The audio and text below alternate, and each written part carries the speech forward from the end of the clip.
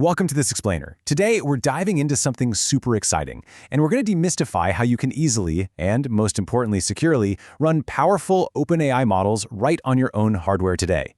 Look, if you've been paying any attention to the AI space lately, you already know open source is just completely exploding. But, with that explosion comes a whole lot of technical noise. So today, we're cutting right through all that noise to give you the absolute simplest, most direct path to getting your own private AI up and running.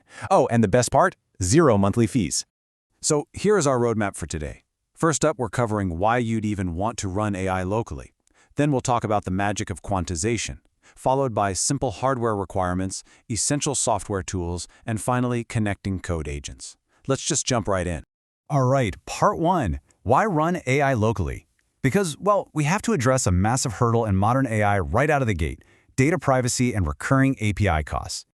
Now, if you're somewhat new to this specific corner of the space, the absolute first question to ask is, what exactly do we mean when we say a local model?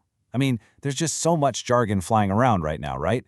Let's pin down exactly what we're actually talking about here. Simply put, it is just an open-weight AI model that you download and run entirely on a device that you personally own. It's a model you grab from a repository like the Hugging Face Hub, and you execute it directly on your own machine. When we say open weight, it basically means the creators have released the compiled brain of the AI. You own the hardware, you hold the file, and all the execution happens right there on your desk, totally under your control. And honestly, comparing the two approaches really highlights why this is such a game changer. With closed systems, your data leaves your device, you've got these recurring monthly API costs, and everything is hidden behind this red line API wall. You send your data out, and you have absolutely no idea how it's being used. But a local model, you get inherent data privacy because it stays strictly on device. You pay a one-time hardware cost, and you get complete transparency. Your data literally never leaves your laptop. It is the ultimate privacy unlock.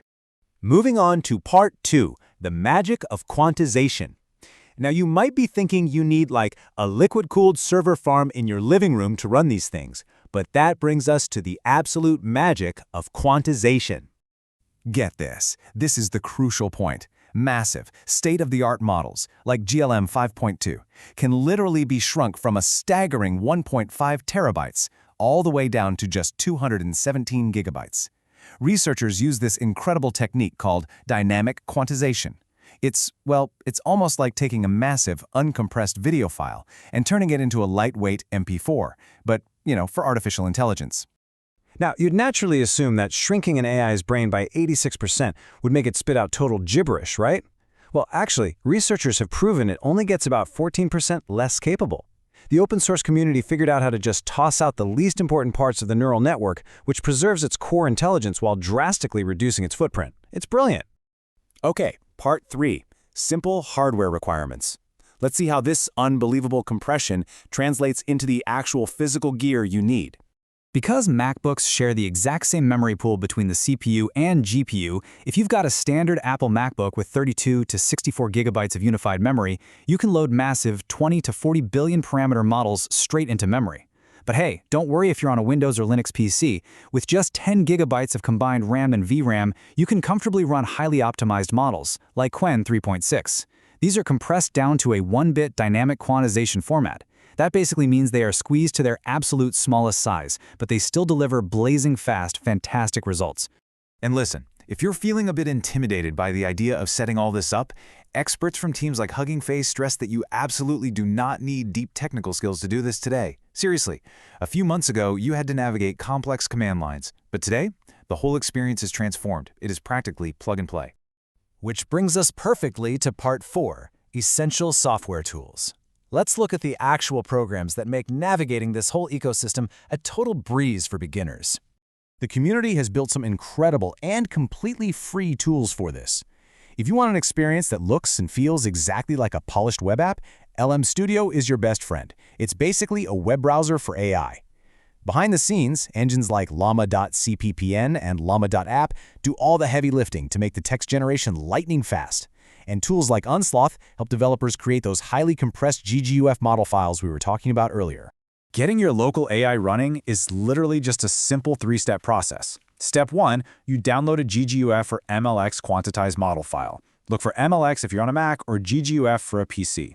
Step 2, you just drag it and load it right into a visual interface like LM Studio. And Step 3, you adjust your context length limits to manage your RAM, and you start chatting.